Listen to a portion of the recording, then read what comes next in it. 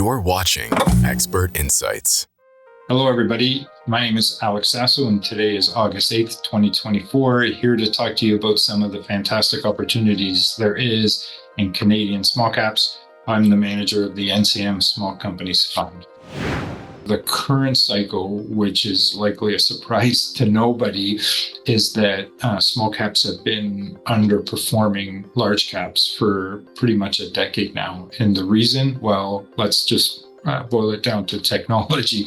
Personally, I tend to repair a lot of my household items with a tutorial from YouTube and cheap parts from Amazon. Now, if you think Apple, if you think Microsoft, NVIDIA, Google, Tesla, Meta, which is, as you may know, also known as Facebook, think of the market cap that these companies have created.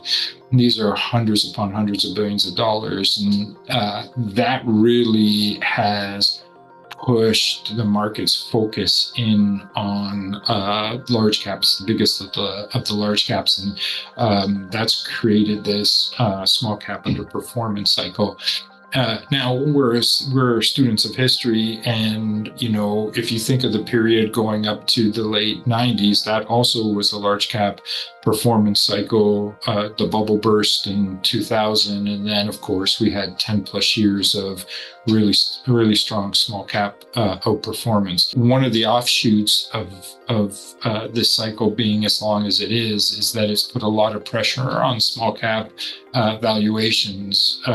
Small caps have become extremely attractive, in my opinion. And right now we can see that small caps are growing for their earnings faster than the broader market. And typically at that point of the cycle is when we start to see small caps outperforming.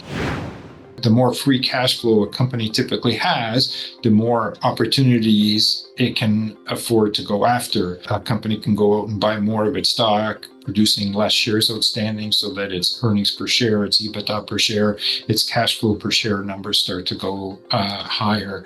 It can go out and buy complementary businesses with this free cash flow, and of course it can pay down its debt. So in my experience, free cash flow and the free cash flow ratio are really important because it tends to be a very good leading indicator of stock price outperformance.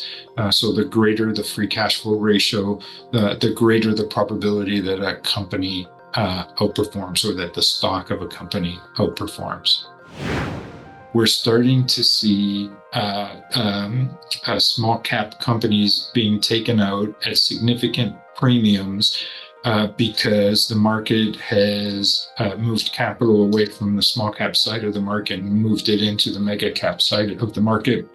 And so investors aren't paying attention to them, but their larger competitors are paying attention to them and buying them. Private equity is paying attention and buying them, and influential investors are paying attention and buying some of these small companies. The chart on your screen outlines recent Canadian small cap takeovers. In my opinion, many of these companies are world-class companies. They just tend to dominate a smaller niche from a variety of different industries, and were acquired at a premium, often significant premium, all because the market was more focused on a different segment of the market, i.e. larger or mega cap companies. I would encourage the listener to continue to allocate a small portion of their portfolio to small caps, as we never know when these cycles tend to churn. And given the valuation of many of these small companies, you could get not just the earnings growth in higher market caps, but you can also get a higher multiple that will lead to higher market caps as well. If you have any questions you'd like us to answer, please reach out to your NCM regional sales rep at sales@ncminvestments.com. These days, it seems like everything's an index. Passive ETFs or active funds that just hug a benchmark. But what if you want to invest in extraordinary companies? Take advantage of real expertise. Do something to exceed the mere average.